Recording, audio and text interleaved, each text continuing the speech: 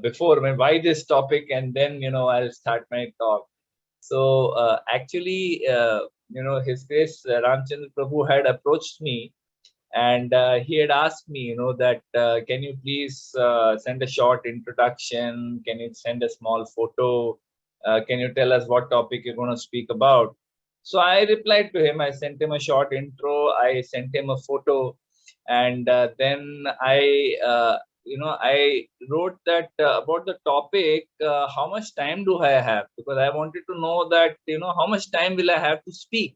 Accordingly, I could select the topic. Now, Prabhuji didn't respond to that, and then 2 or 3 days, few days later, I got this image which showed the topic as how much time do I have, and I just couldn't get it. I said, Prabhu, I thought I was supposed to suggest the topic, and Prabhu said, but you suggested the topic. And then I looked at my message and I realized that there's a misunderstanding here. That I was just asking how much time do I have to speak, and Prabhuji assumed that the topic I am saying is how much time do I have. So then I was discussing with my wife, that shall we continue with this? And she said, yes, yes, we should continue. It's a nice topic. So of course, it's a very deep thing if you really think about it. How much time do I have? Because uh, this is something that, I mean, the outside world, materialistic people absolutely don't want to hear this question. You ask them this question, how much time do you think you have? And they'll say that, oh, you're being pessimistic, you're being fatalistic, and blah blah blah. But even amongst devotees, uh, we are not very comfortable with this question. How much time do you have? So when I started thinking about it, I realized how uncomfortable I am with this question. If someone asks me, Prabhu, how much time do you think you have? So anyway, so I remember, as a young man, I mean, many years back, uh, someone, if those of you who believe in astrology and palmistry, I believe they're very accurate sciences. At least for one who understands the science properly, has studied properly from a proper guru, it is an accurate science. Now, palmistry, is very accurate to at least tell you your past. The future is, well, debatable. Someone had read my palm. And if you see my palm here, my lifeline is very short, very, very short, right? So, uh, you know, uh, some years back, one devotee had seen my palm and commented, "How are you still alive?" Because I had, as per my palm, my lifeline is supposed to be very short, and I actually had a very serious accident. 25 years back, almost 24, 25 years back, at the age of 24, I had a very, very major accident where, I was hit. We were in a small three-wheeler, three of us, and we were hit by a speeding truck. A speeding truck smashed into us on a highway, in Gujarat somewhere. Um, by Krishna's grace, we were already, I mean, I was already a devotee at that time. I'm not say devotee, but he was connected to Krishna consciousness already. And, massive accident, but we survived. All four of us survived with our hands and legs intact, our head. No, I mean, there were injuries, obviously. I had multiple fractures and stuff, but no one lost an arm or a leg. No one, was so seriously injured. Just a miracle. The Lord saved us. I'm the modern day Ajamil, you could say. Just got a second chance and survived death. So honestly, for me, that almost came true. That I almost died at a very young age, but the Lord gave me a second chance. Maybe because I had just taken to Krishna consciousness about a year back, so the Lord, gave me another chance.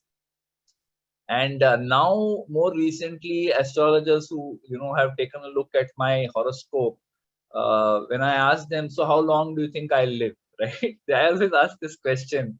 So they say, well, one can't really say for sure, but if you want to, you want to know you have time. You could live till about 70. Right now, you're going through a very bad phase. So this is what some astrologer told me recently. Right now, as per the astrological charts, you're going through a very, very bad phase. You need to take care of your health in this up to some July 23 or something like that, 22, something like that.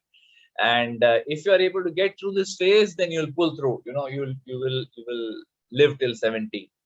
So, even in my personal example, honestly, I don't know how much time I have, right? This doesn't give any confidence of any sort. If you look at the story of Parikshit Maharaj,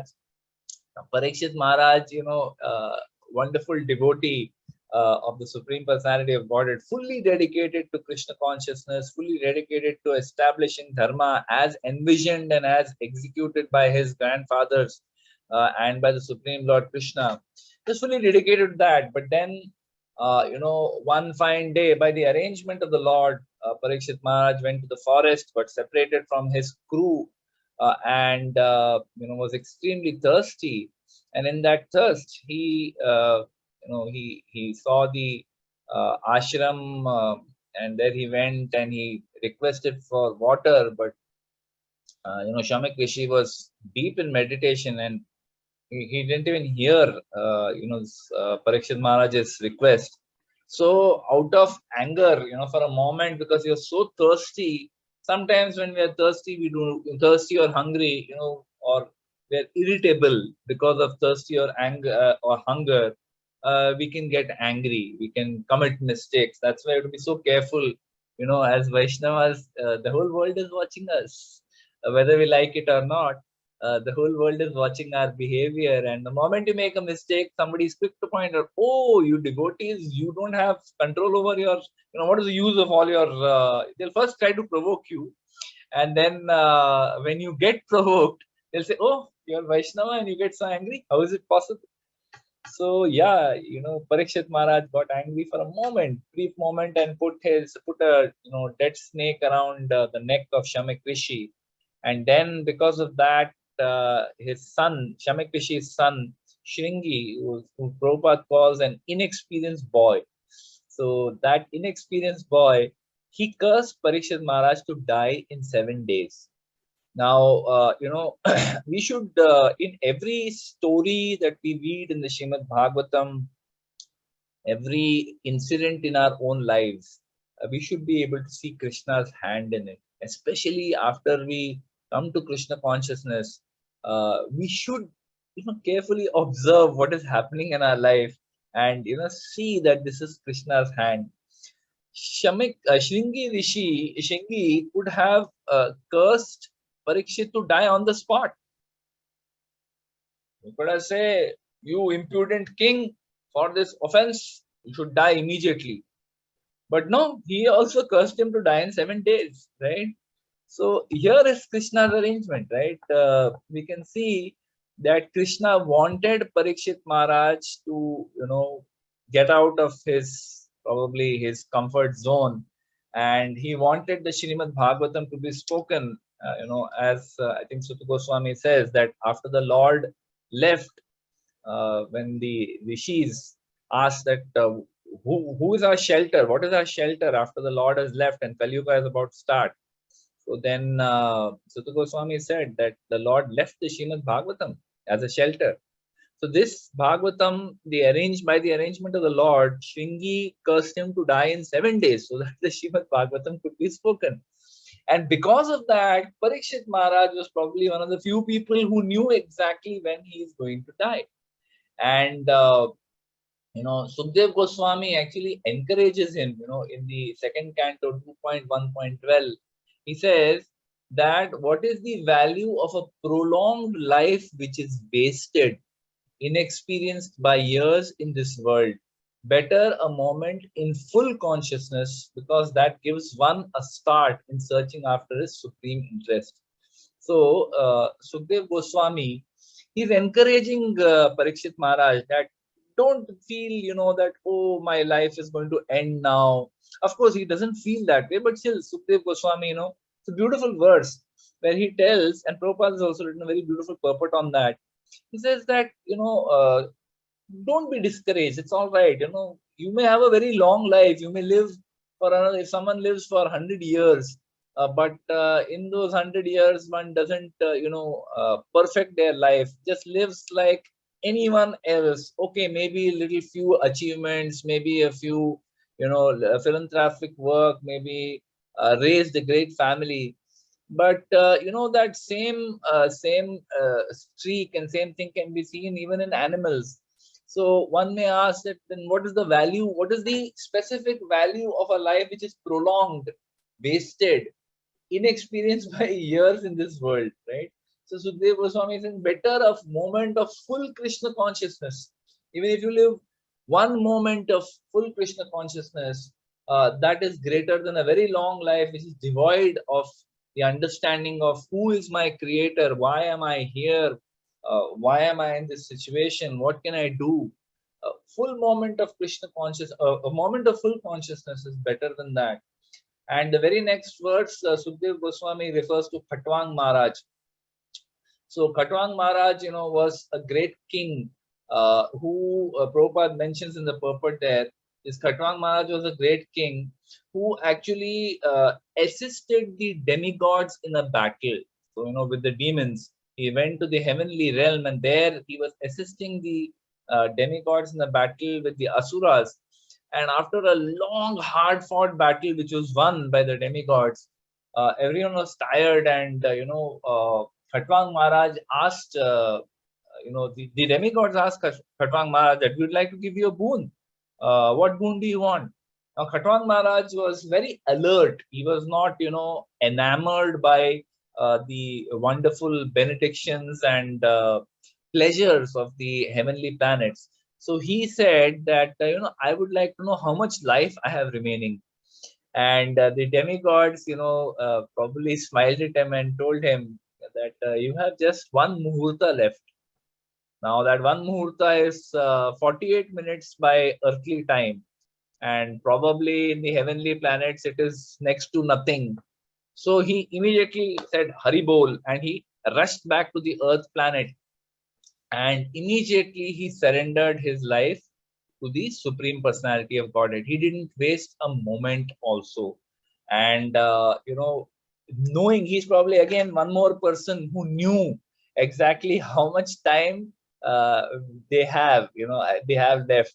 It is a rare thing to get that benediction, to know that I'm going to die in so much time.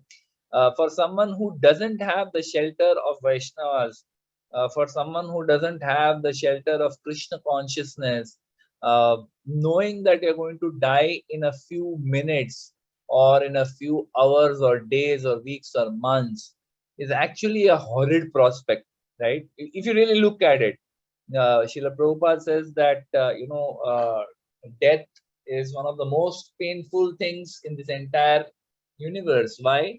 Because, whatever we have accumulated in our lives, if you look at it, how much pain, how much trouble we take to accumulate things, right? To accumulate many of us may have degrees, degrees, and maybe some may have PhDs as well. How much pain we went through to get that degree, to get into that degree college. And then after that, going through each semester and working so hard to get those degrees. And then after that, we started working. Some may have started their own business. And for those who are running a business, know how tough it is. Those who are working a job also know how tough it is. It is really difficult. So much politics, so much hard work, so many assignments, so much burning of midnight oil.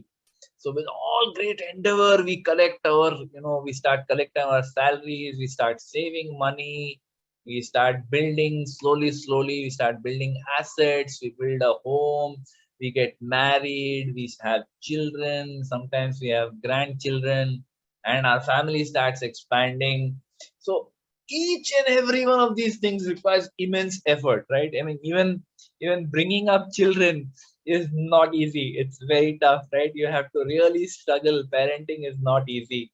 So with all this effort, all your life, you have accumulated degrees, assets, family, reputation, blah, blah, blah. And it's all taken away from you in one painful moment. right? It's all going to go away. Nothing you can take with you. Nothing. Just the prospect of that, oh, this family, I will no longer be with them. Oh, this house is gone. It's very painful, right? And the scriptures say it is equivalent to the sting of 42,000 scorpions in one go. So that's how painful death is. And for a person who comes to know that they're going to die, therefore they are always in great anxiety. Very, very painful. A whole family starts crying, oh, this person is going to die. But for a Krishna conscious person, someone like Sukhdev Goswami, someone like Parikshit Maharaj, or someone like Khatwang Maharaj, who were already steeped. Now, see the difference here. They were already steeped, very, very deeply engaged. Their whole life was an offering to the Supreme Personality of Godhead. So, therefore, for them, when they come to know that they're going to leave their body, there is no bitterness. There is no resentment. There's no feeling that, oh my Lord, I served you so much, and this is how you repay me. This is how you're going to, end it for me. This is not fair. This is not right. Nothing of the sort. They're very happy. They're very satisfied that, my Lord, you gave me a wonderful life. You gave me an opportunity to serve you in my life. And now you want to, so they see it as an opportunity to go back to Godhead, to get reunited. Parikshit Maharaj is ecstatic because he sees this as an opportunity to reunite with the Supreme Personality of Godhead, Krishna, whom he had seen in his very womb. He sees that, okay, I get to reunite with him again. Very nice. So there's no bitterness. Very happy. A devotee doesn't feel depressed or unhappy when he or she comes to know that, okay, my time is up. They're happy. So coming to this, right? How much time do we have? I'd like to open it up for a minute or two. That how do we know? How can we know how much time we have? Anybody? Any thoughts? Any questions? Not questions? Not questions at this moment. But any thoughts? Any comments on how can we know how much time we have? Anybody? Anyone has any thoughts on this? Yeah, I do. Can I speak? Yes, please. Yes. So, my perspective is this is my thought, as you said, Hare Krishna in the first place. I'm sorry. Who is speaking, by the way? I can't make out.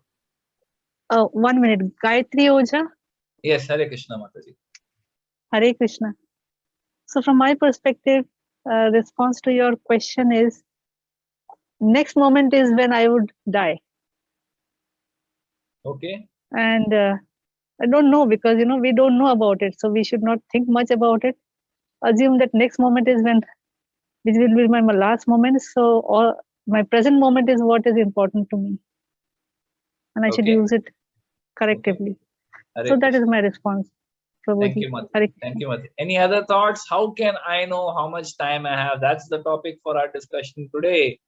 How much time do I have? Is there some way? Is there something we can do to find out how much time we have? Any indications? Any thoughts? Anybody else? All right. So obviously, the fact that no one has an answer is fairly clear here, right? I mean, one may, one may think that my father. There are ways. I mean, it's not that there's no way. There is a way. Okay, and one may say that my father, he's 83. His father, he left around 80 plus. His brothers my father's brothers have all lived till this age. My mother's side, my grandfather lived till 65.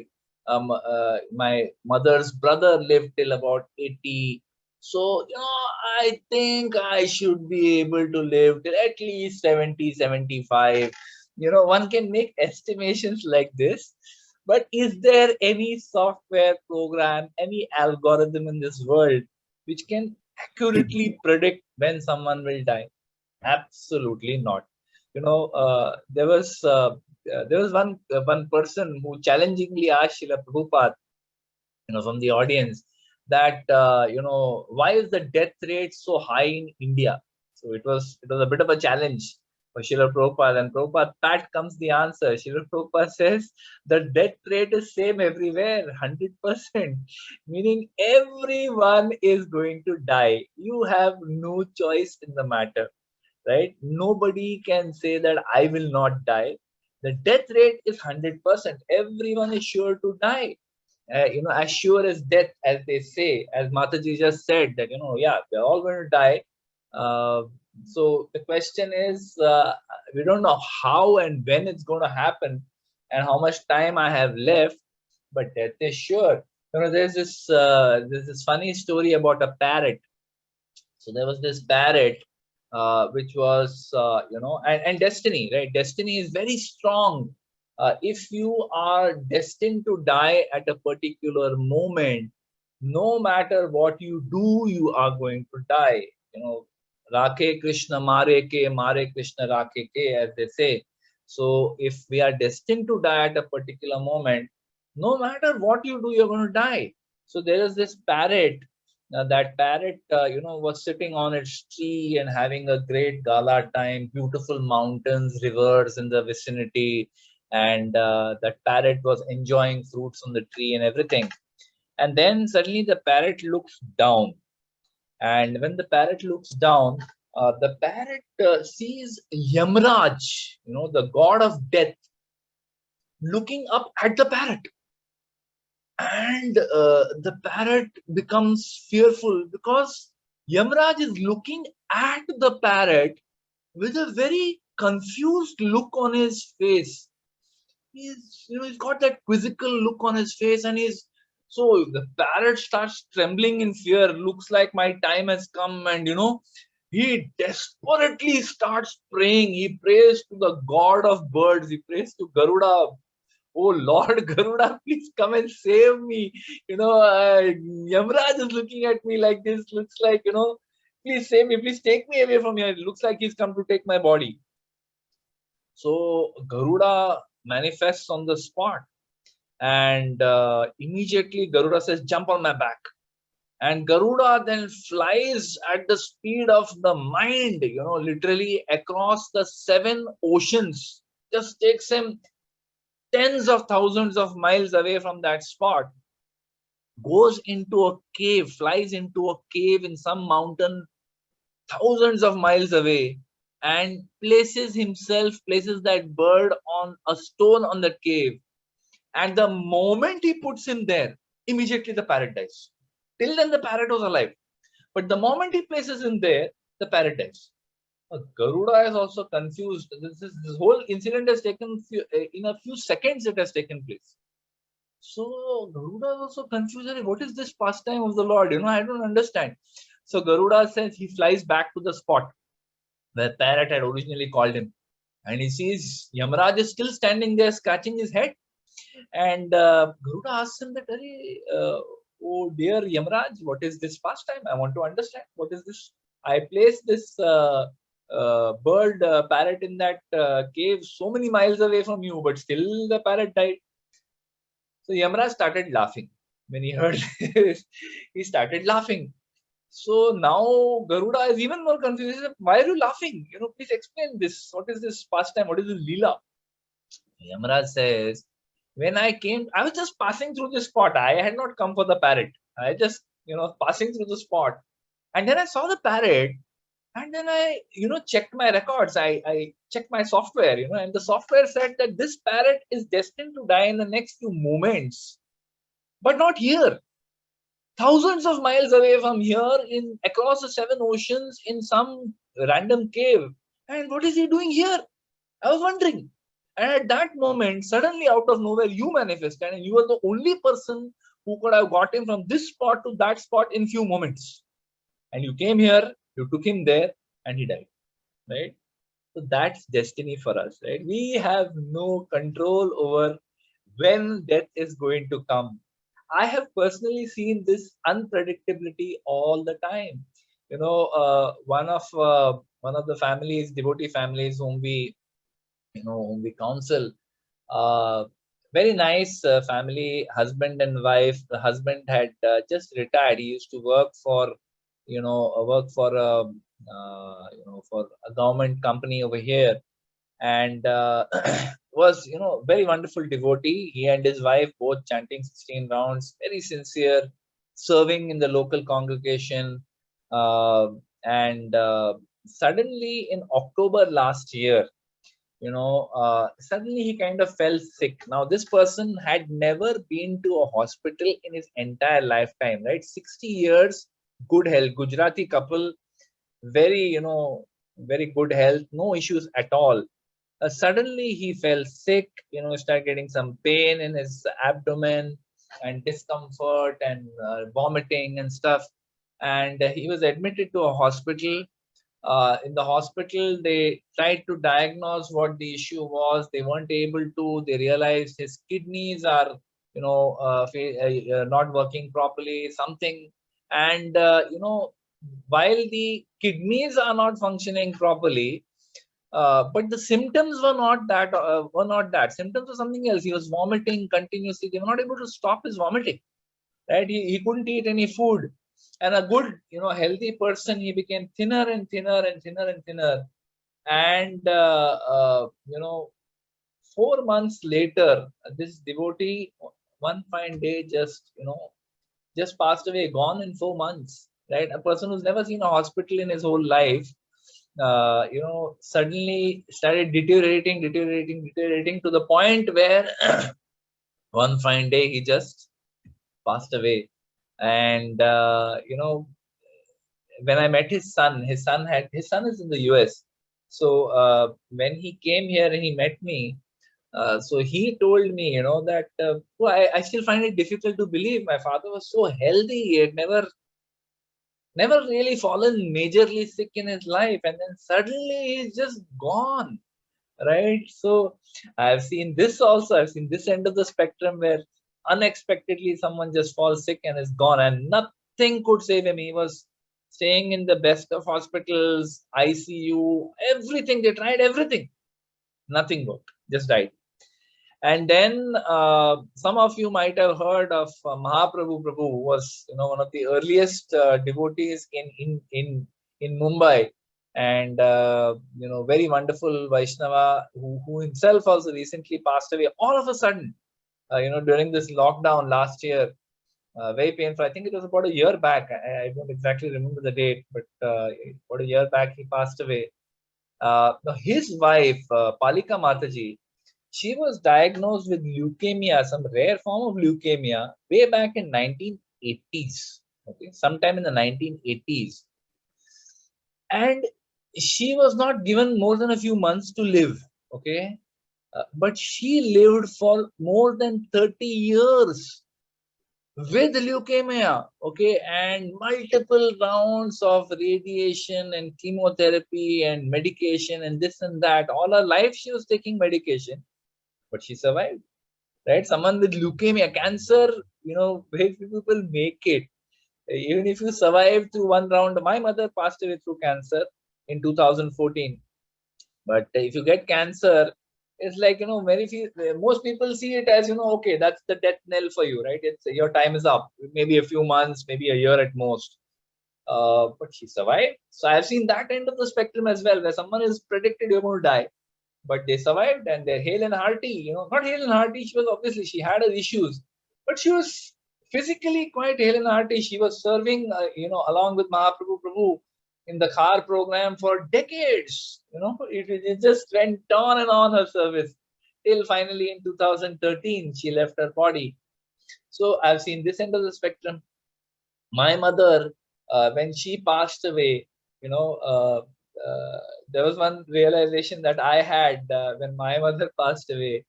Honestly, we don't really know what old age and death is till they actually come upon us, right?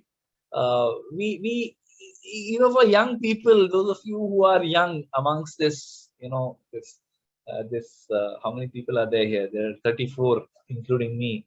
So 34 people who are signed in, maybe more who are on the call. For those of us who are young, we don't understand what old age is. We don't understand what death is till we experience it ourselves. It's a very sobering experience, right? when you get your first, white hair, get your first white hair, and your wrinkles start coming on your, you get those crow's eyes over here, and people start calling you uncle or auntie, it's very sobering. And when death happens, when my mother passed away in my arms, she was critically ill, and she also had cancer, and she passed away in front of me. It's very sobering when you see death. So when she died also, now I'm giving another example of how unpredictable death is. After she passed away, one devotee in our temple, who, bit of a, psychic, he has that knack of, predicting what's going to happen. So he met my father, and my father asked him that, what my parents are also devotees. So my father asked him that, how much time do you think I have? And that person told him 2 years, something like that, right? I don't know how much exactly, what was the conversation. He told him 2 years. And then my father came and told us that, and for 2 years we lived in anxiety, right? That, what's going to happen? We didn't allow our father to travel in that period. He said that, no, no, no, you don't go anywhere. Be here, be at home. Uh, but yeah, by Krishna's grace, my father is still with me and hale and hearty, right? I mean, 8 years have passed. So we, from this we can understand really that basically it is impossible to predict how much time we have. It is impossible. A few days back, during the Narsingh Chaturdashi lecture, I think His Holiness Radha Swami Maharaj was speaking about death. He just passing reference. He said that two things are sure in life. One, that you will die, right? And second thing that is sure is that you don't know when you will die, right? No one knows. It is completely unpredictable, right? So therefore, what is more important? We have to know that, that we can't predict how much time we have. At the same time, we should know that death can come at any moment. So therefore, right, just while you're sitting here, suddenly a fan can fall on your head. There's a fan running above your head. That fan can just fall down. I've seen this also. I remember, when this was many years back. Maybe we were new in Krishna consciousness at that time. And me, my wife, my mother, father, all of us, in the morning, we were sitting to chant, and we were all sitting around the fan. We were sitting under the fan, and all four of us were chanting. And then after some time, my wife and my mother, they went, for cooking bhoga. And my father, he went for doing some, some other services. And I was sitting and chanting. And then I also got up because, I had almost completed my rounds. I also got up. I got up and the fan came crashing down. Right? The fan fell down on the floor. It came off its bearings and fell on the floor. And if it had fallen maybe 15 minutes earlier, it would have served like a Sudarshan Chakra, just lopping our heads off. At least one of us would have died on the spot. But somehow by Krishna's arrangement, nothing happened. All four of us survived, right? Live to tell the story. So the point is, death can come at any moment. Anytime we can, just leave our body. So therefore, what is it's more important to know what should our consciousness be, right? In the mundane literature, we say that hope for the best and prepare for the worst. Now this is it's a very thoughtfully written sentence. Hope for the best, but prepare for the worst. Meaning what? We don't want to be fatalistic. We don't want to be pessimistic, or like always thinking, like Mataji said, right, that always be thinking about death, because that's a very negative thought. Death is going to come. We know it's going to come, but being fixated on it, that hey, at any moment I could die, being fixated on it doesn't help. It's not useful. It doesn't galvanize action. In fact, we'll get depressed, if you come to know. So more important than knowing how much time I have is to know what will I do with that information. If I know that I'm going to leave my body in 6 months, 6 days, 6 hours, 6 minutes, 6 seconds, what am I going to do with that information, right? So there are two scenarios that are possible, two things that are possible. One is the Lord is kind enough to give us an indication. He gives us some signal that, hey, Prabhu, hey, Mataji, your time is almost up. So if the Lord is kind enough to give us an indication, some serious disease, right, some incurable disease or some very serious disease that's been identified too late, right? Like I have seen again stories of devotees who were straight away diagnosed with stage 4 terminal cancer, malignant, and gone in no time. Within weeks, they left their body. So yeah, if the Lord is kind enough to give you an indication, that is one scenario. The second scenario is that Lord keeps us in good health, and there is no indicator, there is no sign, nothing, that gives us an indication that, hey, Prabhu, Mataji, your time is up. You're living and living, and nothing is happening to you. So, what should our consciousness be in both the situations, right? In one situation where, Lord has given us an indication that we're going to die soon, and another where Lord is giving us absolutely no indication. In both scenarios, one thing is sure: we have to take it as a blessing. We have to take it as a blessing. See, whatever breaths we are taking, every shwas, every breath that we are taking is actually a blessing of the Lord. What is our contribution even in the breathing that we do? Nothing. Breathing is a voluntary action. The oxygen that we breathe in from the air, that is provided by the Lord. The nitrogen that is there in the air, that ensures that we are not breathing pure oxygen. If we breathe in pure oxygen, we'll die, right? It'll burn up our lungs. So the composition of the air we're breathing, given by the Lord, the air itself given by the Lord, the lungs provided by the Lord, the nose provided by the Lord, the breathing mechanism which is natural. I don't have to, unless I'm doing yoga, breathing is natural. I have probably breathed like 10,000 times during this lecture itself. So this is all coming from the Lord. Every breath we have is a gift of the Lord.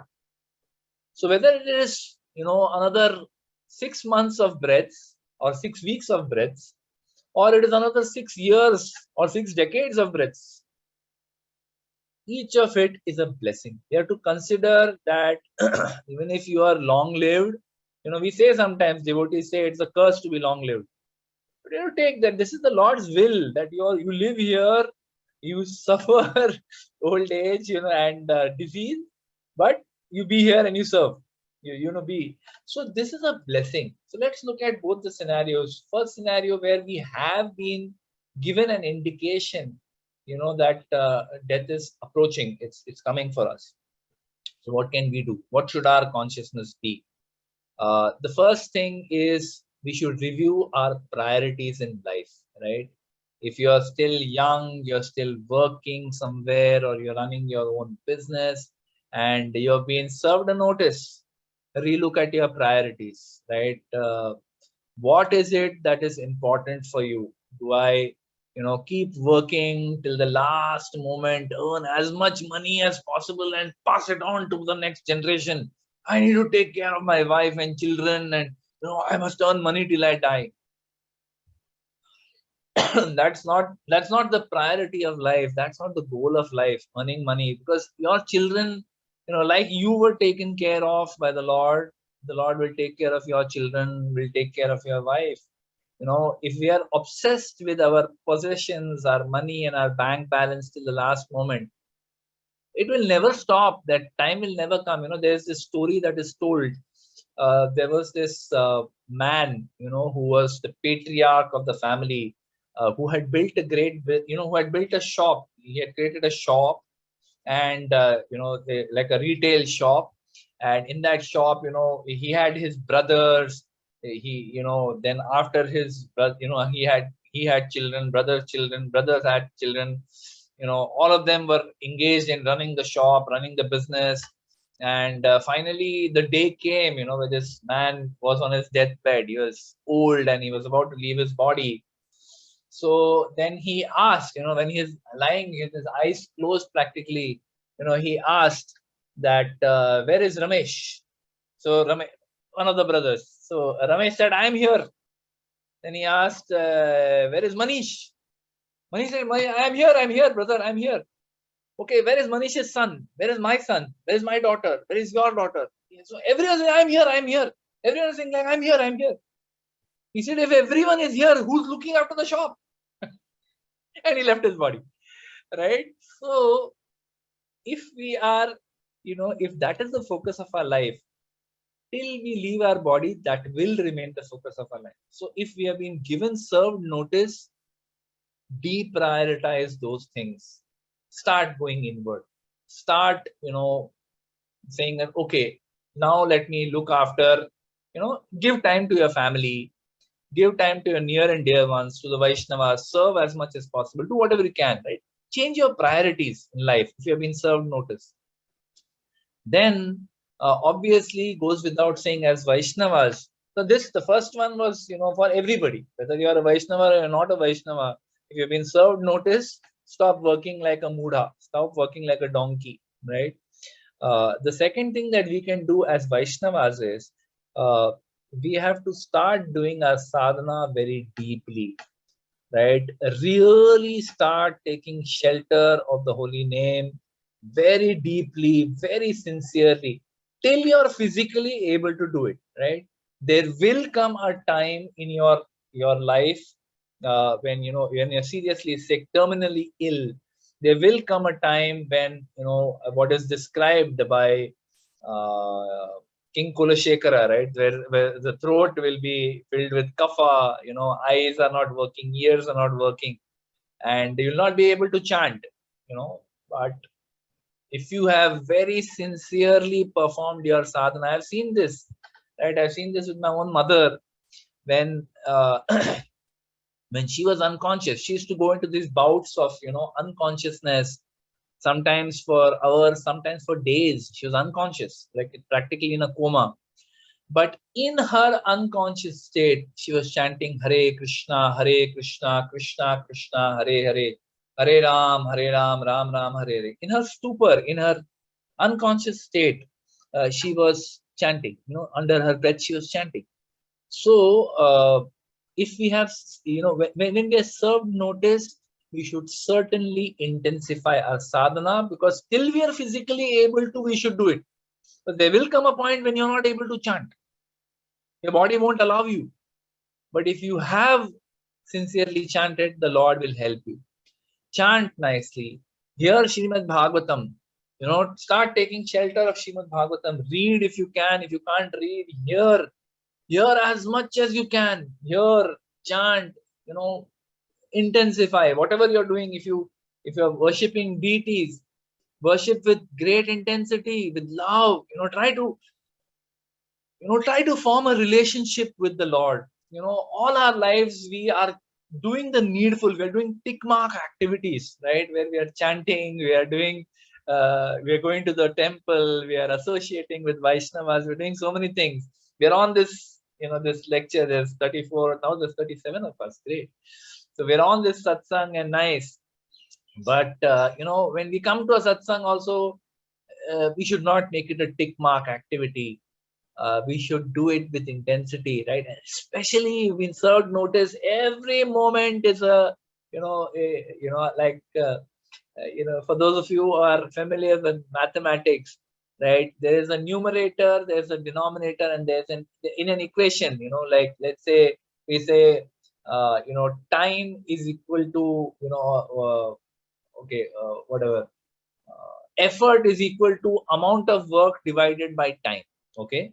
So if we look at it from that point of view, if the amount of work that needs to be done is X and the amount of time is equal to Y, then the effort needed increases as the time reduces, right? Because you have less time and you have to achieve so many things. You have to do so many things. So if we have to become Krishna conscious and the time available is very less, what is the meaning of become Krishna conscious? Meaning of becoming Krishna conscious is that we develop a relationship with the Lord, right? Chanting Hare Krishna is wonderful, nice. We should do that. We should serve the Vaishnavas. We should hear from Guru, from our God brothers. We should hear, of course. But that is the activity. But somewhere in our mind, in our consciousness, we have to slowly start cutting the knots, our attachments to the world, the anarthas that we have, to start cutting the knots. When will that anartha nivritti come? When will that asakti come? When will that ruchi come? When will bhava come? Right? This is a good time. If you have been served notice, start connecting to the holy name. Start connecting with the Vaishnava. Start connecting, taking shelter of Srimad Bhagavatam. Right? That is how we intensify. Then whatever. Then following the example of Maharaj Parikshit, Maharaj Parikshit was a king. He had so many duties, probably, chastising Kali, chastising so many people who are not following Dharma, and then ruling the kingdom. So many duties with his family, with his kingdom, with his, so many duties he had. But then, when notice was served, he used the opportunity to do something that he who could probably never do before. He said that, okay, I'm leaving everything now, and now I will just exclusively to, leaving everything else out, I will now take shelter of the Srimad Bhagavatam. I want to hear what I need to do now. So, same way, if we know that we have less time left, start doing things. I'm not talking of materialistic things, but Krishna conscious things that you probably were leaving out for later. I'll do it later. I'll do it later. Start reading some Srila Prabhupada book that you not read earlier. His Holiness Krishna Kshetra Maharaj had come once to Radha Gopinath temple for Gaur Purnima, and there he asked a question, right, to everybody in the audience. So how many of you have read Chaitanya Charitamrita? Right? And a few people, hesitatingly kind of raised their hand. Okay, we have read Chaitanya Charitamrita. They said, okay, so not too many hands. How many of you have started reading Chaitanya Charitamrita? And then some more, hands went up, more hands went up.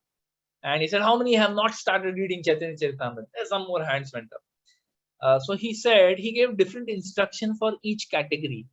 He said, for those of you who have not started reading Chaitanya Charitamrita, please immediately start. Today is an auspicious day. Please start reading. Okay. So everyone said, Hari Bol. And then he asked, okay, for those of you who are reading Chaitanya Charitamrita, please continue reading. Never stop. Keep reading. Keep going till you complete. And then he said, for those of you who have read Chaitanya Charitamrita, start reading again. What's stopping you? Start reading again. So the point is that, use this opportunity to start doing those things which you never did. You kept postponing. I'll do it later. I'll do it later. I'll do Bhakti Shastri later. I'll do Bhakti Vaibhav later. If you have an opportunity now, do it. Focus. And of course, there are many other things. I'll not talk about the mundane things, but from a spiritual perspective, if you are going to die, his days Govind Prabhu had met my mother, and he had told her this, right? He had said that how to prepare for death. One of the things he said is, he said, beg forgiveness from those devotees whom you have offended. If you have offended any Vaishnavas in your life, beg forgiveness from them. Physically, if possible, or call them. If you can't call them, you can't meet them, at least in your mind, beg forgiveness. If you're not in a position, even get up, not even able to talk to anybody, in your mind, at least beg forgiveness from them. Because if we have offended Vaishnavas, we have no place in the spiritual world. No matter how much service we have done, if we are envious of Vaishnavas, we have no place in the spiritual world. So, beg forgiveness from those whom you have offended. And if someone has offended you, forgive them also. This is very important.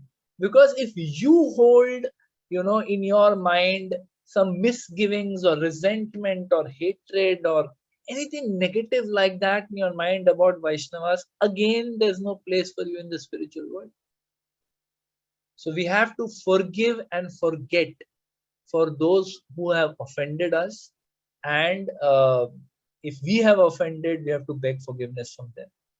And of course, don't wait, don't think that, okay, when the notice comes, when the Lord tells me that, okay, Prabhu, Mataji, you've got 6 months to go, that is when I will line up everybody and I will say sorry to them for all the millions of offenses I've created all my life.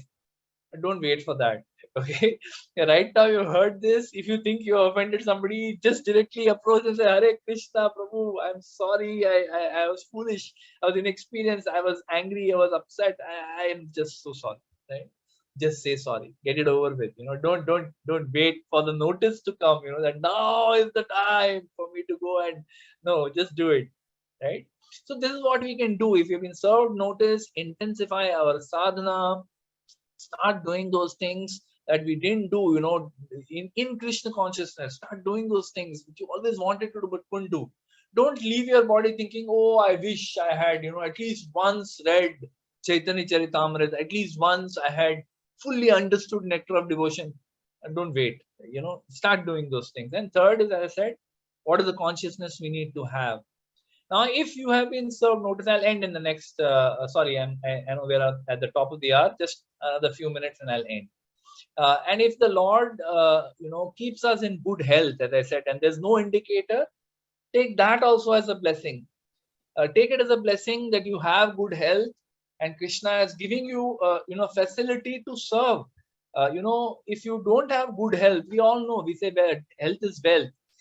Again, those who have good health don't understand the meaning of this statement, health is wealth. But those who don't have good health, they very much have high realization of this statement, that, well, health is wealth.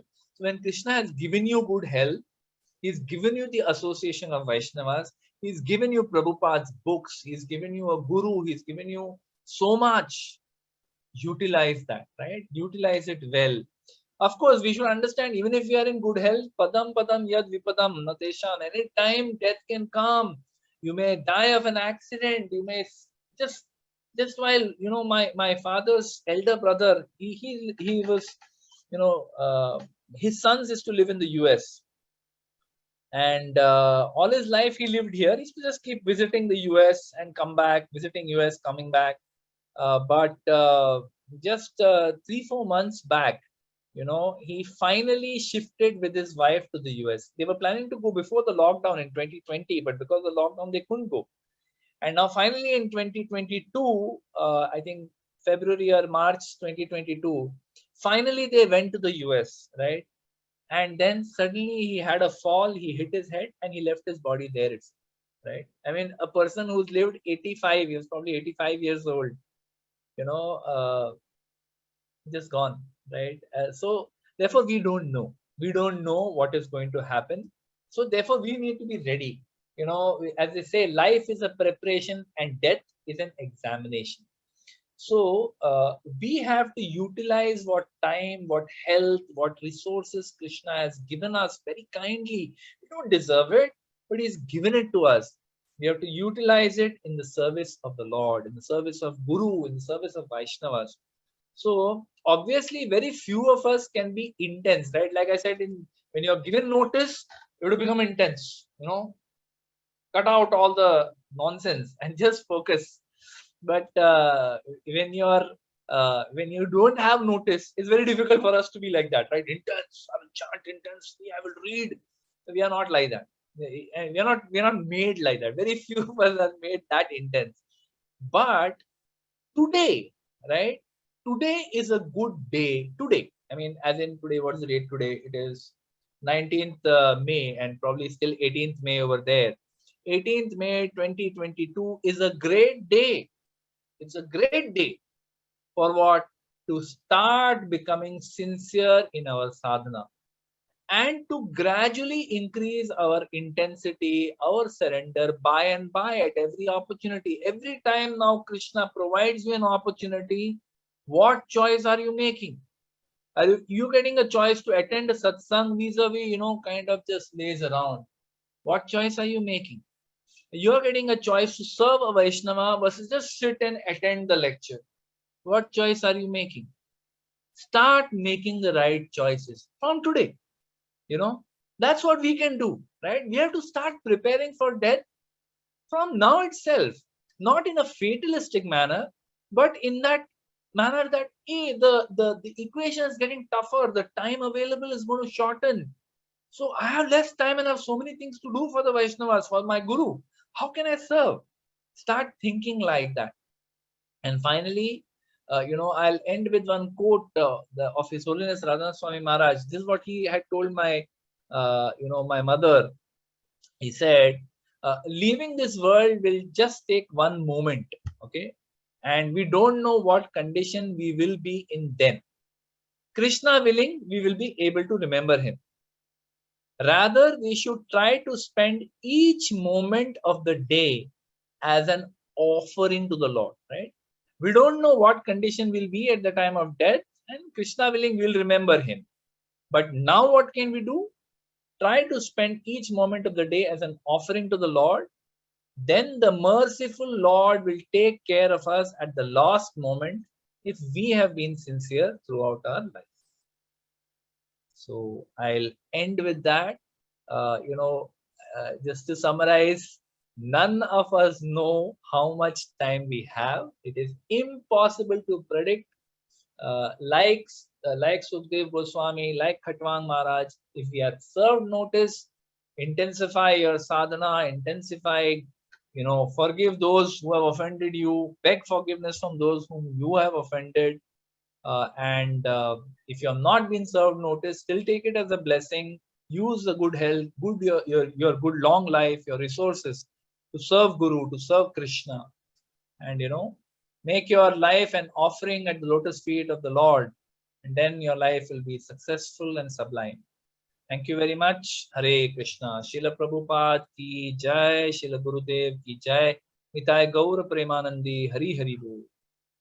Thank you very much. Hare Krishna. Any questions or comments? I'm sorry I have gone over time. Perfectly fine, Prabhu. Perfectly fine. Thank you very much for this wonderful class. Just before we take questions, Prabhu, if I can quickly take a minute to announce our upcoming programs for the week, and then we can take questions. Devotees, if you want to, either I can read out your questions from the chat box, or if you want to raise your hands and we'll ask them, you can raise your hands and ask Prabhu.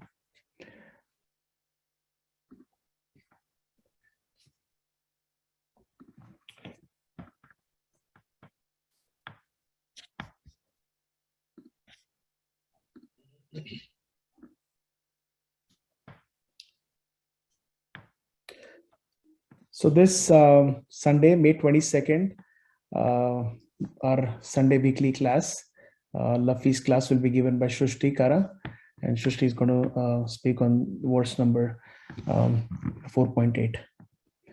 And we all know that we have this Japa call each morning between 6 a.m. and 8 a.m. You can join that too. Bhakti Vrikshas each Friday. We all get together at various places. So please join us. If you want some more information, kindly click this button here and we can get to you with any information that you need. Also from Monday to Friday, we have this 15-minute Srimad Bhagavad Gita reading. If you feel like, please join that. It's the same Zoom. I believe it's the same Zoom call. Is that right, Ramchandra Babu? Or it's a different number? Same Zoom link, right?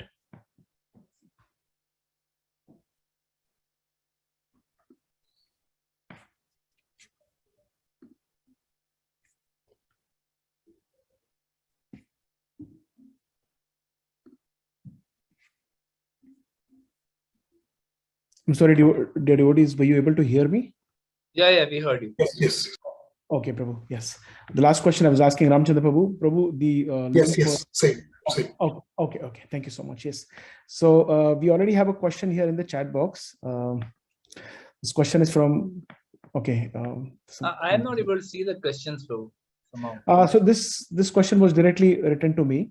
So Okay. two questions I have, and I'll read out those questions from devotees, and then we'll, some devotees have already also raised their hands. We'll take those also. So the first question here in the chat box, Prabhu, is you said, I'll read out as it's typed. Sure. He said we'll die when we are destined to die, and told us stories about people survived who survived despite being very sick by God's grace. Is God's Yeah. grace also a part of our destiny, or it's just grace/mercy? If we it is like this, that the sun is always there, okay, in the sky, but sometimes we notice it and sometimes we don't, right? When the heat is very intense, we notice, oh, the sun is really intense, but otherwise we don't even notice the sun, right? And every day we don't go around looking that, hey, where's the sun? We don't. In the same way, the Lord's grace is always there with us. There isn't a moment when Lord's grace is not with us. So we have to understand from that perspective that God's grace is eternal and it is always around. It's just that sometimes we recognize it, sometimes we don't. Now, as far as our life is concerned, or our death or our disease is concerned, Krishna, Prabhupada has told us that when before we became Vaishnavas, we are controlled by Prakriti, right? Prakriti, material nature controls everything in our lives. But once we take shelter of Krishna, after that, Daiviyesha Gunamayi Mama Maya Duratyaya Mameva Yehi Prapadyante Maya Metam Tarantate. That once while we are under the control of material nature, then sickness, death, disease, old age, birth, everything is controlled by material nature. But once we take shelter of Krishna, then Krishna takes charge. He takes charge of our lives. He plays around with our karma for quicker purification. So that is definitely the active grace of the Lord. But even the punishment that is meted out to us when we are not devotees, that is also the grace of the Lord, because He wants us to understand material world is not a nice place, and if you perform sinful activities, you will suffer. So everything that we receive in this world is by the grace of the Lord. Sometimes we notice it, sometimes we don't. Does it answer your question? I don't know who asked it, but I hope it answers the question. Okay. Yes. Next question. It did answer. Hare Krishna. So the other question is, why is death by accident called an untimely death when our time and place of death is decided at birth? Yeah, that is because the story of Yudhishthir Maharaj, right, where he meets that Yaksha, and that Yaksha asks him, what is the most surprising thing in this world? And Yudhishthir Maharaj said that all around us we see death at every moment. We see death all around us, but somehow I feel nothing will happen to me or my near and dear ones. They'll all live forever, right? So that is the mindset that is there in this world, that while everyone is dying, nothing will happen to me. I still have a long way to go, and so does my wife, so do my children, so does my father, so does my mother, so does everyone else, my dear friends. So we're all somewhere mentally, we don't want to think about death, and that death can come to anyone at any moment. So when death comes, we are taken by surprise. We take it as, he passed away he was only 65 years old. He's still young, right? So we were very surprised by it. We have to understand that, death can come to anyone at any time. But if it comes like this, we call it untimely. That, we were not expecting this person to die. But as Vaishnavas, we should understand that there is nothing called untimely. Whatever is your time, that is the time you will die. But because we are mentally making a concoction that so and so person will live till at least, like my father is 83 today, right? So I may have a concoction that I'll also live till at least 70, right? That's a concoction. I mean, if I can just get knocked, like I got knocked over once at the age of 24, I can get knocked over again by another vehicle. A fan can fall on me and I can die. So that is untimely, because your destiny is, when we see something is unexpected, then we call it untimely. But really, there's nothing called untimely. Everything is predetermined by our karma. Thank you, Prabhu. Thank you. Shraddha Matadi, you can go next. Hare Krishna Prabhu, thank you for such a wonderful lecture. Although the topic is pretty grim, but I guess the stories were amazing. And the way you narrated your personal losses, I mean, thank you so much for, it was wonderful. So Prabhu, two things, a realization and a question. So the realization was that just finished our NOD unit, and there Srila Rupa Goswami is talking about Avyartha Kalatvam. And I've been thinking about that concept for quite some time, and I've been trying to kind of associate it with everything, like in our sadhana, in our practice. With today's topic also, like the way you said that Shukadev Goswami mentions that one moment of consciousness is better than a prolonged life. And I could relate it with that Avyartha Kalatvam concept that, yeah, I mean, our Goswamis, they've had that insight and they are just telling us the right things to do. It's just that we are stopping ourselves from just taking it.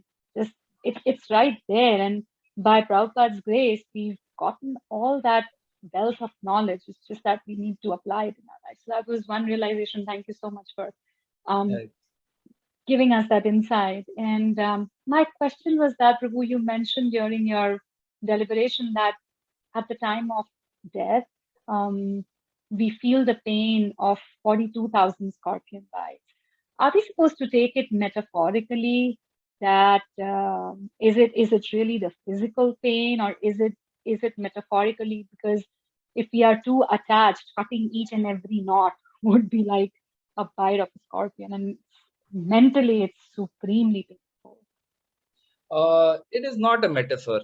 It is very literal, very practical. We can understand. I mean, whether it's 42,000 or it is 37,000 or whatever, right? That we can debate on. But it is not metaphorical. It is very practical, very real. Let me explain why. Have you ever lost a dear one? How much pain did that give you? A lot. A lot. Have you? I mean, now you just imagine if you bought. Suppose you bought, the latest iPhone 13, right? And you lose it. Does that give you pain?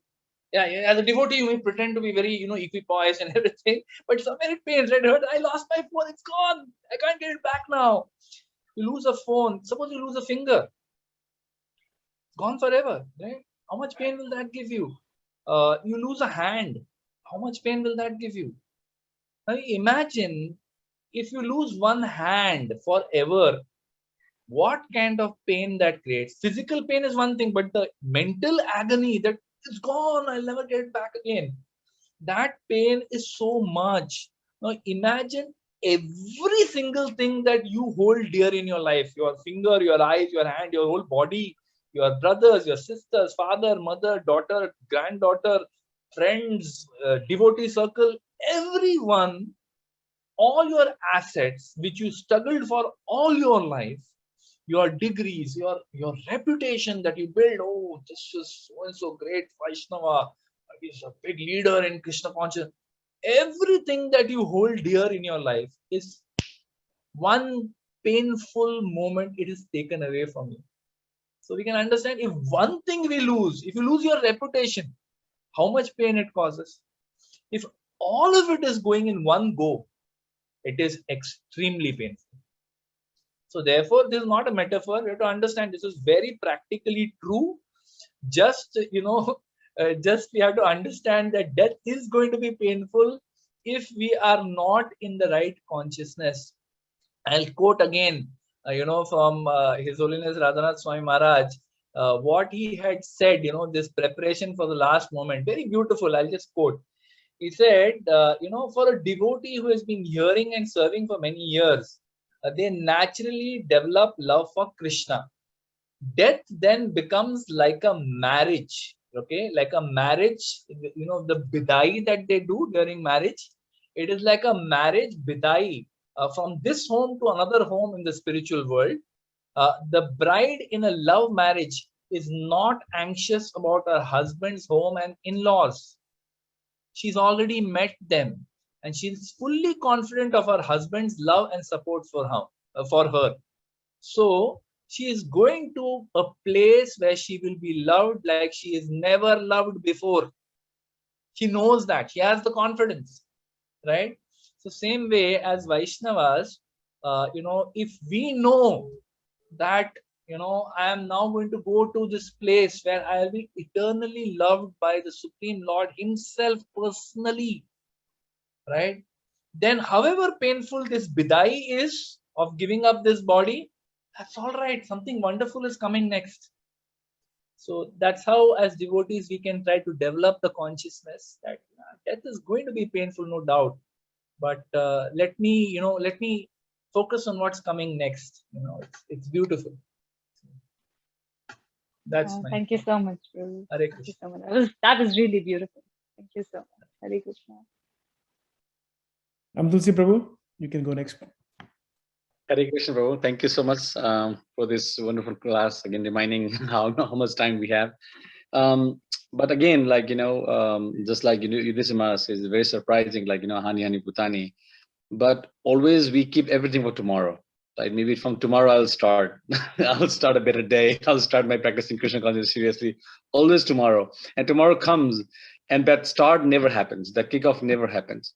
So how to really remind us, I have reminded yesterday, and today it didn't happen, and that also didn't. The day also passed away, right? Again, I'm promising tomorrow I'm going to do.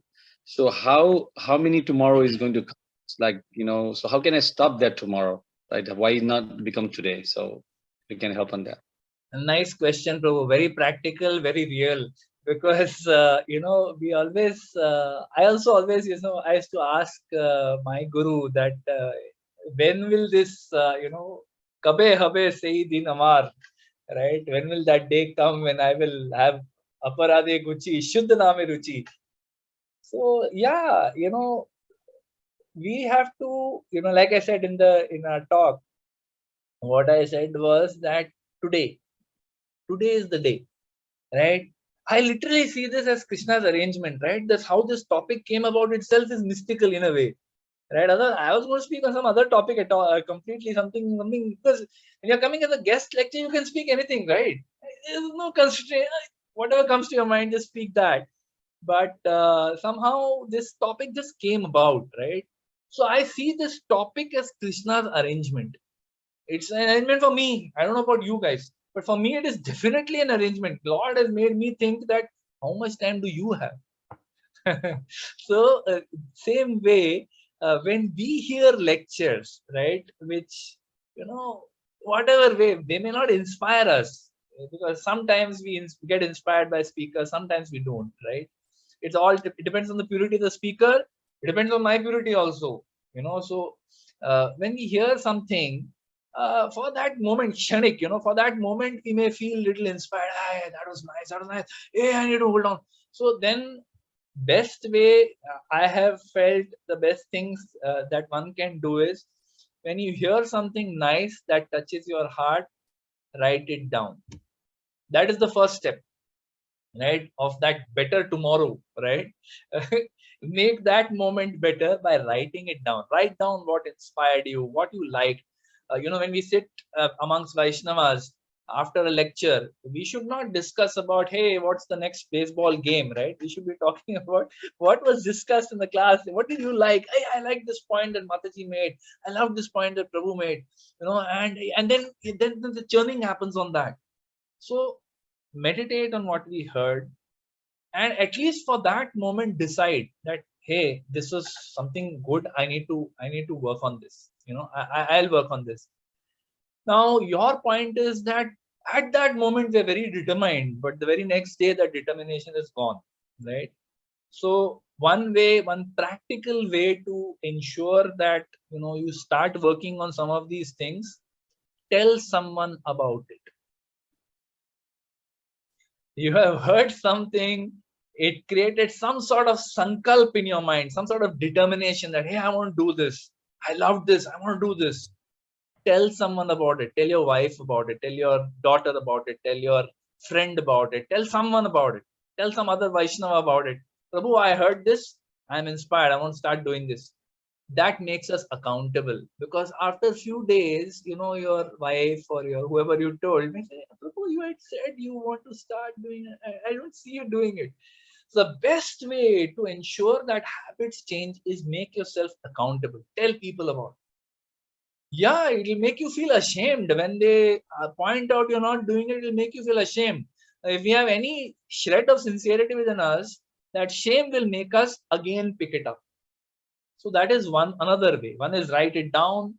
Second is discuss it. Discuss what was discussed in the lecture. Third, if it comes to a point of sankalp, tell someone about it. And fourth, another thing that one can do is well, I blanked out. Yeah, I mean, at least these couple of things one can do, to ensure that you carry forward whatever you have heard. About fourth thing is keep hearing. Keep hearing. Because when we keep hearing, sometimes we wonder that, I heard so many things and I've forgotten every word. The moment I come out of the lecture, someone asks me, Prabhu, how was the lecture? Oh, great, Maharaj spoke so nicely. What did he say? Oh, and you can't remember a word, right? Everything is gone. But if we are sincere and we have heard sincerely, somewhere it goes and deposits in some corner of our heart. And at the appropriate time, Krishna says, Sarvasya chaham hridi sannivishto matta smritir jnanam apohanam cha. So at the appropriate time, the smritir will come, the memory of those words will come, that you'll be able to take shelter of. We have to have that faith. That works. This process simply works. We have to have the faith in that. So keep hearing, and someday the right determination will come in our heart to actually do what we are hearing, and we will be able to carry on from there. Hare Krishna. I hope that answers your question. Yes, sir. Thank you so much. Prabhu, we have another question in the chat box. Sure. And this is available for yourself also, but I can read it out. Yeah, please. So the question is, living until very old age, is it a curse or a blessing? And the other part of the question is, when should old people start counting every day, every living day as a blessing? Wonderful, thoughtful question, Prabhu. And old age for people who are not in Krishna consciousness, who haven't got the matchless gift of Krishna consciousness, old age is a curse for them. There's no doubt about it. Because up to a point, the family will, respect you and everything. But after a point, you start feeling you're a burden. Why? Because you're not doing anything. You're just kind of, sitting there the whole day, waiting for death to come, and death is not coming. Then long life can become like a curse. But if we are actively engaging our senses, actively engaging our remaining energy to preach, to bring people to Krishna consciousness, to serve deities, to chant the holy names, to read Bhagavatam, we are actively using. Where is the time to even think that when will death come? Because you're so busy. So the secret to success of old age is find services. Somehow, and it is not that we can't serve. So service, you need not do something like oh, I am not a preacher. It doesn't matter if you're not a preacher. Create a small reading group in your friends, and just say, okay, I'm reading Gita, would you like join me? And start reading Gita together. Start something, do some service that anchors us in bhakti. So if you're doing some service, then we don't feel like, I give the father of my own, example of my own father. He came to Krishna consciousness at the age of 52. Of course, he was always a spiritual person, but he came to bhakti, I think, at the age of around 52 or so, 52, 53. And 7 years later, he retired. So after he retired, now his whole life, he used to teach in, Mumbai University. He was the head of chemistry department there. And his whole life he worked in the, he never worked in industry. For the first 1 year, I think he worked in industry. After the whole life, he was in the university. Imagine working in the same place, same thing for 34 years, right? He did that. And at the end, he was felicitated and everything. But the very next day, he never had a single day when he had nothing to do, wondering, oh, what should I do now? He was busier, I felt, after he, retired, because he had so many services. He had already accumulated over the 7 years he had come in bhakti. He had accumulated so many different services. He was busy. And even till this day, now he's 83, he still preaches. He's still engaged. He does kirtan. He does whatever he can. Whatever service he gets, he does. So point is, if we keep ourselves busy in Krishna consciousness, then old age is a blessing of the Lord. He's giving us more years to purify ourselves. He's giving us more years to, get rid of our anarthas, giving us more time to, with no responsibilities. Hopefully at that age, you don't have responsibilities, no responsibilities, nothing else to do but take shelter of holy name, take shelter of Bhagavatam. So that is a blessing. When you are 30, 40, 50, you can't do that. But if you are 60 plus and you have no material responsibilities, now you can fully take shelter. So that period of 15, 20 years where you have no other responsibilities except Krishna consciousness is a blessing. It all depends on how we see it. That's sorry, I don't have any realization in this, but based on what I see with my father, I'm just sharing that. Hare Krishna. Thank you very much, Prabhu. Dear devotees, does anyone else have a question, or you want to type your question in the chat box? I can read it out. Okay, I see Ramchandra Prabhu has raised his hand. Prabhu, go ahead, please. Hare Krishna, Prabhu. Wonderful class, wonderful talk, wonderful examples. When you mentioned about the incident that you had years ago, it reminded me of one such. This was when I was pretty much 5 or 7, somewhere around there. And going to Jew Beach, Jew Beach, as you come to the main Jew Beach is a sharp turn, and I was sitting in the back seat and I was probably fiddling with the door lock. And the door opened as my dad turned, and the door opened and I fell from the car, in a running car. And there was traffic behind, and I remember it still very clearly how a motorcycle and just came in, maybe an inch or so, just stopped right there in front of me. And my father used to take me to Jew Beach for horse riding every weekend. And after that incident, it was that same weekend or the next weekend, I don't remember, but then the horse was fixed. This is the horse, you're going to do horse riding. And that day the horse wasn't there, it was not another one. And this horse went out of control and took me. Basically, I fell from it, but it went in the water. So I fell in the water instead of his leg hitting me. And it was around the same time, because Jew Beach, one side is ISKCON temple. And we would occasionally go to the temple. And it's probably one of these same days or around that time that we went to the temple. And Srila Prabhupada entered the temple. This is back in 75, 76. And I have memories of how, as he enters, everybody falls on the ground. And I'm standing there and I'm crying because, like, what happened here suddenly? And now when I came to America, and that's where my Krishna consciousness started. And when I remember that incident, just like you stated, that you had your lifeline was short, and who knows, maybe you came to Krishna consciousness, from there Krishna showered his mercy. But I was just thinking that, those 2 incidents that happened, which was close to that experience. And from that age until 24 years age when I was here, I was in school, I didn't get in contact with any devotees. But when I came here in America, somebody came and gave me books. I went to the temple. And as I studied Prabhupada's books, I realized that there was probably a reason why. Obviously, there's mercy, but anyways, I got a second chance. I got a third chance. But now I've got to do something for Srila Prabhupada and make good use of it.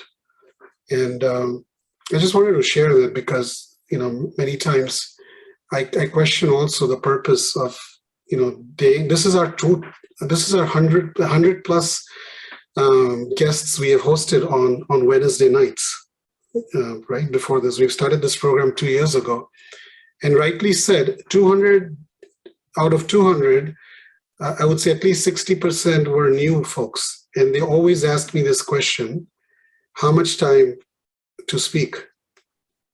Never did I tell my Ram Tulsi Prabhu asked the question earlier that the topic is how much time do we have? And what happened this time? No idea, where I just took that one question literally and I said, Prabhu, here's the topic. And it, again, makes all of us think that. So I just wanted to share, it's more of a realization than a question that, and the point that you made really, which is today is the day. Don't think about this tomorrow. Today is the day. Make small changes. So thank you for reiterating that. And whenever in high spirits, that's what I tell our devotees, our community, our Bhakti Vriksha members also, that like maybe kirtans or you come from a retreat, you really feel charged up. And that's when the best of the ideas and thoughts come.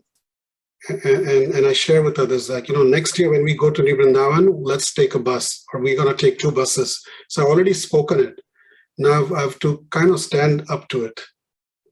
Otherwise it stays with me, then it's like 2-3 days and I never shared it with anybody. That's it. So thank you for reminding and sharing those points. I would have one question though. How did you come to Krishna consciousness? Is it because your father was a devotee? And I'll be quick. It's a long story, but I'll be quick about it. My parents came to Krishna consciousness in 1992, parents and sister, but I didn't, and I was very determined to not be a devotee. My mother tried to preach to me in various ways. Then once I found a girl for myself, who's my wife now. She tried preaching to her. I didn't allow my wife also to practice Krishna consciousness. I was very determined. But then, over the years, I had heard the philosophy, 5 years of hearing philosophy. One knows that the philosophy is right, that this is the right thing to do. And somehow, I was convinced about the philosophy, but I was not willing to do it. I said that not for me. And then one fine day, I was going to drop my parents off to a railway station. They were going for a yatra. So I was taking their bags, I was taking their bags, and I ran up the railway platform and ran down. I was alone with the bags. And at the bottom of the platform, there was one devotee there, Krishnanam Prabhu. So this Krishnanam Prabhu, he saw me coming down the steps, and they all knew me. The whole congregation at that time, this is way back in 97. So the whole congregation knew me by that time. And I was not coming to Krishna consciousness. My mother had asked everyone to pray for me. Everyone, please pray for my son. Please pray for my son. So finally, when he saw me coming down, he somehow felt I'm coming for the yatra. So he came to me and gave me a big bear hug, that, oh, Prabhu, Siddharth Prabhu, we're so happy. We're so happy. You're coming for the yatra. This is the day we were all waiting for. We're so happy, so happy. And I was like, no, Prabhu, I'm not coming for the yatra. I'm sorry. I just came to drop off my parents. So I was embarrassed. He was embarrassed. We kind of let go, and I dropped my parents and I left. But after I left, I started thinking that, what kind of people are these? What kind of people are these that just by the prospect of a demoniac, envious soul like me, just by the thought that I've become a devotee, this person is so happy. What has he got to gain from me becoming a devotee? Nothing. But he's so happy. So I'm thinking, these wonderful people, I'm avoiding these people. How foolish can I be? Right? So that's where I kind of made a decision that, I called up she was not my wife at that time. She was my friend. So I called her up and I asked her that, what do you think? Shall we start?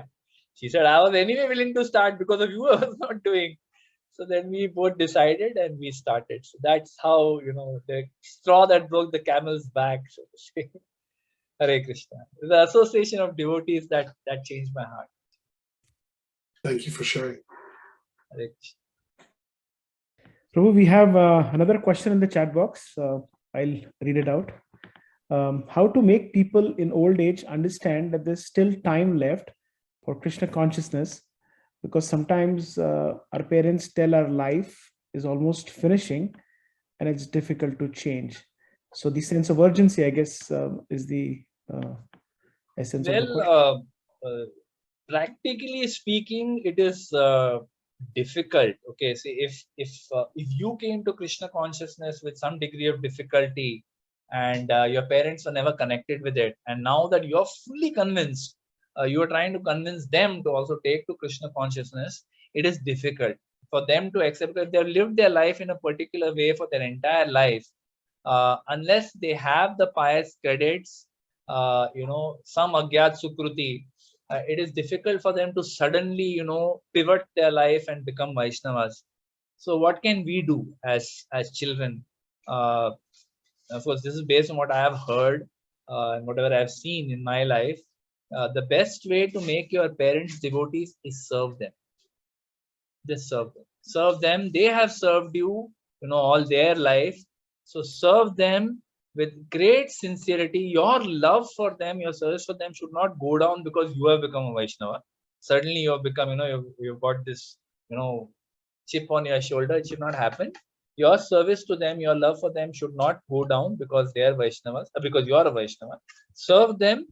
Let them never feel that, oh, my son, ever since he became a Vaishnava, or my daughter, ever since she became a Vaishnava, doesn't care for us anymore. Love them. Tell them stories from Krishna consciousness. Engage them in small services.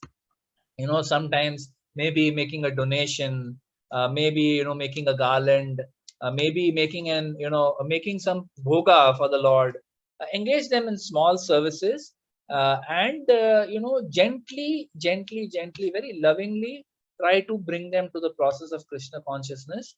If they become devotees, they will. I mean, if you are consistent in your bhakti, right, you are setting the right example of being a good Vaishnava and a good human being, above, even not say above, but over and above being a wonderful Vaishnava, if you can also be a good human being, that is very inspiring for the parents. They'll see your example and they will become devotees. If not in this lifetime, next lifetime, surely they will become. As Narsingh Dev, we just had Narsingh Chaturdashi, as Narsingh Dev has promised, if we become pure devotees, we may not, but if we at least have the intent to become pure devotees, and we keep praying. Like I became a devotee because my mother kept praying. She never gave up. Everyone else gave up, but my mother never gave up. She kept praying for me. She kept trying. By yena kena prakarena, any way possible, she kept trying. So we also, in that same spirit, don't push your parents. Just lovingly, gently nudge them in the direction of Krishna, engage them in services, serve them sincerely, and pray for them. Pray for them every day that, my Lord, if it is your desire, please give them the gift of bhakti. If they are living with you, give them prasad every day. Prasad is very powerful, potent, slow poison. Prasad has to work. Maybe in few years, maybe in few decades, it has to work. If you're very demoniac, it takes more time. It took me 5 years. But if you're not so demoniac, you're generally sattvic, prasad is very powerful. Give them prasad, give them mahaprasad. If you can, if you're attached to a temple, get mahaprasad from the temple, give it to them. If they just appreciate, oh, this is so delicious, their spiritual life has started. So you have to, be very devious and find all different means. But the key is serve them lovingly, and your loving service as a Vaishnava should change their heart. That's my humble offering there. Hare Krishna. Thank you, Prabhuji. Thank you for the very practical advice. Hare Krishna. Hare Krishna. All right. If there's no further questions and comments, I Prabhu, would the, like ho- to take a leave. the host Yeah, has a question. yeah, host has a comment. Yeah, okay. The host has a question. Question, yes, Prabhu. That's me. So, Prabhu, you started off by talking about astrology, palmistry, and so on. So, when they say that these are actual sciences, they're very proven sciences, right? And if they're proven, that means there must be meaning to it. So, one may say that, If they're proven, they must be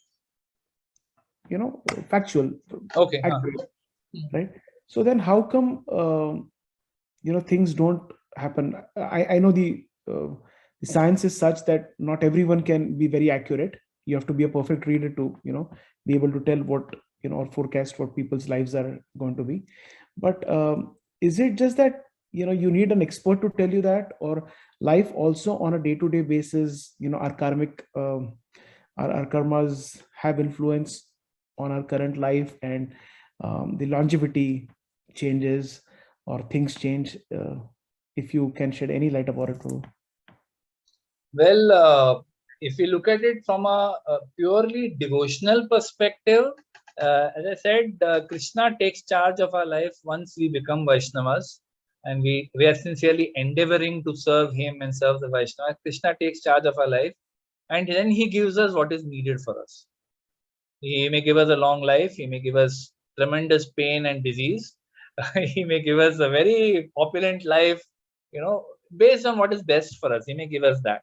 So from a devotional perspective, we understand karma can be changed if the Lord desires it. If you look at it from a karmic perspective, without Krishna consciousness, see what is destiny. What is destiny? Destiny is basically it's an alloy, a composite of our karma and our desires, right? So what karma you have done in your previous lifetimes and what desires you have from your previous lifetime and current lifetime, that is what determines your current body. Your current body is like a it's just a combination of the modes that we associated with in our previous lifetime: mode of goodness, mode of passion, mode of ignorance, what activities we did, and what desires we have. All these three come together to give you a body in this life. Now this body has its share of destiny, its share of happiness and suffering, and a duration, how many breaths you're going to take in this life. It's predetermined. But if we have a very, very strong desire for something in this lifetime, even that desire is normally something that was unfulfilled in the previous life. If you have a very, very strong desire, but karma is not cooperating, then the Vedas give us the knowledge that, okay, perform this tapasya, do this yajna, do this home, right? What are you doing there? You are trying to create good karma where it doesn't exist. You don't have that share of enjoyment or good life or healthy life in this life. But by doing certain tapasya, you're trying to, what is in your future life, you're trying to, bring it forward. By doing good tapasya now, you are basically expressing to the Lord, to Supreme Lord, that my Lord, I know I am destined to suffer, but I have a great desire to enjoy. So I will do this tapasya, I will do this yajna, I will do this, this sacrifice, so that I can have a better life. Now, if the Lord desires, He may give it to you. So that's how it works. That if even if you are destined to suffer, sometimes people are able to change their karma by performing certain yajnas and tapasyas. But for devotees, we don't recommend this. We don't recommend it, but we understand that it is possible. But today's day and age, like Prabhupada says, there aren't any good brahmanas left who understand all these yajnas properly, do those yajnas properly, and therefore even that doesn't work. So what astrologers tell you, take it with a pinch of salt. Whatever your palmist or your astrologer tells you, take it with a pinch of salt as Vaishnavas and surrender to Krishna. do what it takes. He may tell you, on Purnima day, offer sweet rice to the moon god. On every day sunrise, offer arghya to the sun god. He may tell you, and you should do it. There's no harm in doing it, right? Absolutely no harm in doing it. But remember that everything we surrender to Krishna. Vasudeva Sarvamiti. We surrender to Krishna. With that understanding, we do whatever we do. We take, do the needful, as Prabhupada said. We do the needful and we move on.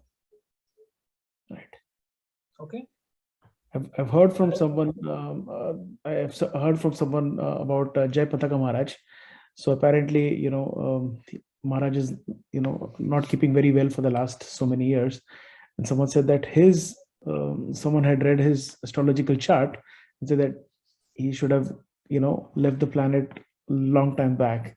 But apparently he's still going great guns, preaching, traveling and so on and so forth. So I guess that's Krishna's desire and Krishna's mercy that he's, gotten those many more years. I hope that he's a great soul, and it is by probably the prayers of all his thousands of disciples all over the world that he is continuing. Jai. He has tremendous willpower, but yes, prayers of the devotees don't go waste. Yes, That is it. Yes. Hare Krishna. Thank you very much, Prabhu. Thank you very much, Prabhu. Thank you, everyone who has somehow tolerated me and survived till this point. Thank you so much for your time and for your kind words and kind patience. Hare Krishna. Srila Prabhupada ki jai. Gurudev ki